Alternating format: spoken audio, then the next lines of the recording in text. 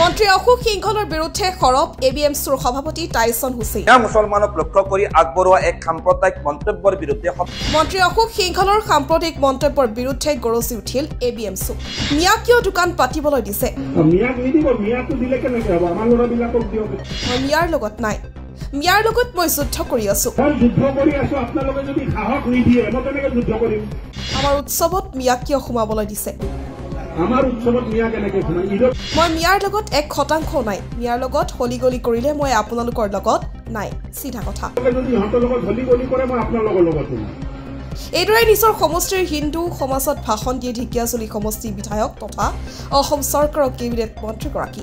এবিএমচিৰ সভাপতি টাইছন হুছেইন মন্ত্ৰীগৰাকীৰ মন্তব্যৰ তীব্ৰ নিন্দা জনায়। অসম চৰকাৰৰ কেবিনেট মন্ত্ৰী অশোক সিংঘালৰ শেহতীয়াভাৱে অসমৰ বিশেষকৈ মিয়া মুছলমানক লক্ষ্য কৰি আগবঢ়োৱা এক সাম্প্ৰদায়িক মন্তব্যৰ বিৰুদ্ধে সমগ্ৰ অসমতে তীব্ৰ প্ৰতিক্ৰিয়া সৃষ্টি হৈছে।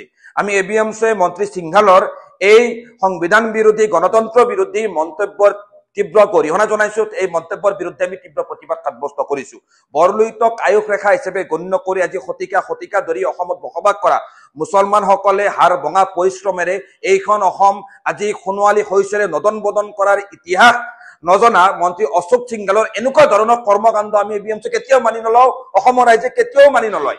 আজি ভাৰতৰ দৰে এখন গণতান্ত্ৰিক দেশৰ গণতান্ত্ৰিক শাসন ব্যৱস্থাৰ অংশীদাৰ অসম চৰকাৰৰ কেবিনেট মন্ত্ৰীৰ দৰে সাংবিধানিক পদত থকা অশোক সিংঘালৰ নামৰ এজন ব্যক্তিয়ে আচলতে অসমত বিভিন্ন জাতি জনগোষ্ঠীৰ মাজত হিন্দু মুছলমানৰ মাজত এনেকৈ সাম্প্ৰদায়িক সংঘাত লগোৱাৰ উদ্দেশ্যে এনেকুৱা ধৰণৰ এক অবাঞ্ছিত সাম্প্ৰদায়িক মন্তব্য কৰা সাহস কেনেকৈ পালে? সেই প্ৰশ্ন আজি আমি অসম চৰকাৰৰ মাননীয় মুখ্যমন্ত্ৰী ডক্টৰ হিমন্ত বিশ্ব শৰ্মা ডাঙৰীয়াৰ সন্মুখত আজি উত্থাপন কৰিছো। আজি অশোক সিংঘালে আজি ভাষাৰ নামত ধৰ্মৰ নামত অসমৰ বিভিন্ন জাতি জনগোষ্ঠীৰ মাজত তেখেতে সংঘাত সৃষ্টি কৰিব বিচাৰিছে। ভাৰতীয় ন্যায়িক সংহিতাৰ বিভিন্ন ধাৰা অনুসৰি তেখেতৰ ওপৰত অসম আৰক্ষীয়ে যিকোনো মুহূৰ্ততে গোচৰ ৰুজু কৰি তেওঁৰ ওপৰত কঠোৰ আইনী ব্যৱস্থা গ্ৰহণ কৰিব লাগে, কিন্তু এই ব্যৱস্থা এতিয়ালৈকে অসম আৰক্ষীয়ে গ্ৰহণ কৰা নাই। ইতিমধ্যে বিভিন্ন থানাত বিভিন্ন দল সংগঠনে অশোক সিংঘালৰ এই কাৰবাৰৰ বিৰুদ্ধে এই কৰ্মকাণ্ডৰ বিৰুদ্ধে এজাহাৰ দাখিল কৰিছে।